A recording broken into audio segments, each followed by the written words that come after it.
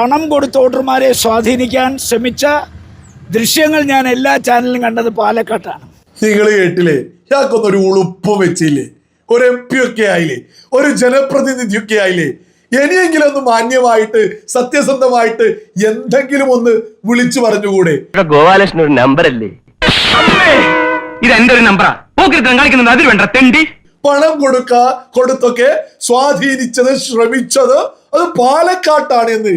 ഏത് പാലക്കാട്ടുണ്ട്? ഇതാരെ സ്വന്തം മണ്ഡലമായിട്ടുള്ള കാസർഗോഡ് മണ്ഡലത്തില് UDF സ്ഥാനാർത്ഥി കല്ലട്ര മാഹിനാജിയുടെ സഹോദരങ്ങളെ LDF പ്രവർത്തകർ തടഞ്ഞു വെച്ചതിന്റെ സ്ക്രീൻഷോട്ടാണ് ഞാൻ ഇവിടെ കൊടുത്തത്. സകല മാധ്യമങ്ങളിലും ഇതിന്റെ വാർത്ത വന്നിട്ടുണ്ട്. ഒരു തോക്കെടുത്ത് ഇറങ്ങിക്കോ, മനുഷ്യനെ കൊന്നു കാശുണ്ടാക്കുന്നതാ ഇതിലും ഭേദം. എന്തായിരിക്കും അവിടെ സംഭവിച്ചത്? അതും പൊളിഞ്ഞു. അത് എന്നെ സംഭവിച്ചത്. പിന്നെ ശോഭാ സുരേന്ദ്രൻ അവരെന്താണ് ചെയ്തത് എന്നൊക്കെ കേരള പൊതുസമൂഹം കൃത്യമായിട്ട് തിരിച്ചറിഞ്ഞിട്ടുണ്ട്. അവരെ പാലക്കാട്ടെ ജനത ഹൃദയത്തിൽ സ്വീകരിച്ചത് കണ്ട് വിറളി പിടിച്ച് പല കേസുമുള്ള UDF ഒരു ഗിമ്മിക്ക് കാട്ടി കള്ളം വീഡിയോയും ഇറക്കിയിട്ട് ഒരുപാട് കട്ടിംഗ് ഒക്കെയുള്ള ആ വീഡിയോ കണ്ടാൽ ആർക്കും മനസ്സിലാക്കാൻ സാധിക്കൂലേ അത് ശോഭാ സുരേന്ദ്രനെതിരെ കെട്ടിച്ചവച്ചതാണ് എന്ന്. Fantastic cheating. കുട്ടിക്കാലത്ത് വായിച്ച ഫെയറി ടെയിലിൽ പോലും ഇങ്ങനെ ഒരു തട്ടിപ്പ് കേട്ടിട്ടില്ല. നീ ആള് കൊള്ളാമല്ലോടാ അപ്പക്കാളെ. ഞാളെ ചെറിയ ബുദ്ധി തോന്നിയതാണ്. പിന്നെ നമ്മൾ പറയത്തില്ലേ, അരി തിന്നതും പോരാ കടിച്ചതും പോരാ പിന്നെ നായിക്കാണ് മുറിവുറുപ്പെന്ന് പറഞ്ഞ കണക്ക് അവര് പിന്നെ എന്തെല്ലാമോ പുലമ്പുന്ന കണ്ടു. നിങ്ങൾ കേട്ടില്ല? അരി തിന്നതും പോരാ അടിച്ചതും പോരാ എന്തൊക്കെയായി വിളിച്ചു വരുന്നത്. പിന്നെ നായിക്കാം മുറിവുറുപ്പ് എന്തോ പുലുമ്പുന്നോ. ശോഭാ സുരേന്ദ്രനെ കുറിച്ചായി പറയുന്നത്. എന്തും ചെയ്യാൻ മടിക്കാത്ത എമ്പോക്കെയാണവൻ. ചെകുത്താൻ ഭൂമി വന്ന് പറഞ്ഞിരിക്കുക അവന്റെ രൂപത്തിൽ. എന്തിനോടായി ഉപമിക്കുന്നത്? ആരാണ് ഇത് ഉപമിക്കുന്നത്?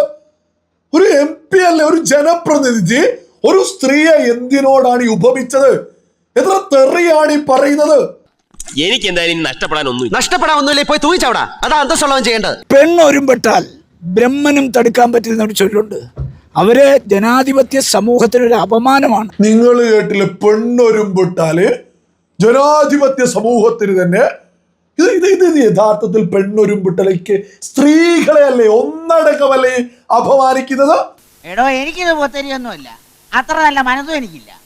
വഴിയാൻ വേണ്ടാം കണ്ട വഴിവിട്ട് എന്ത് പ്രവർത്തി ഞാൻ ചെയ്യും. എച്ചിത്തരം മാത്രമേ കണ്ട് ശീലിച്ചിട്ടുള്ളൂ. പറഞ്ഞിട്ട് കാര്യം എന്താ? വലിയ സംഘടനകളൊക്കെ ഉണ്ടല്ലോ സ്ത്രീകൾക്ക് വേണ്ടി. പല പല സംഘടനകൾ, കോൺഗ്രസിലുണ്ടല്ലോ സംഘടനകള്.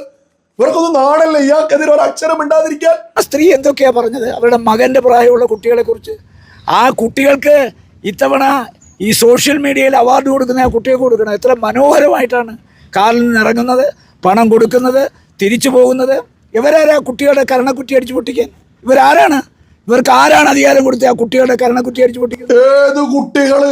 സ്ത്രീകൾക്ക് നേരെ, സ്ഥാനാർത്ഥിയായിട്ടുള്ള ഒരു സ്ത്രീക്ക് നേരെ പോലും തോന്നിയത് വിളിച്ചു പറയുന്നവൻ കുട്ടികളോ? നാളല്ലേ ഇയാക്കുന്നു? ഒരു ഉളുപ്പില്ലേ?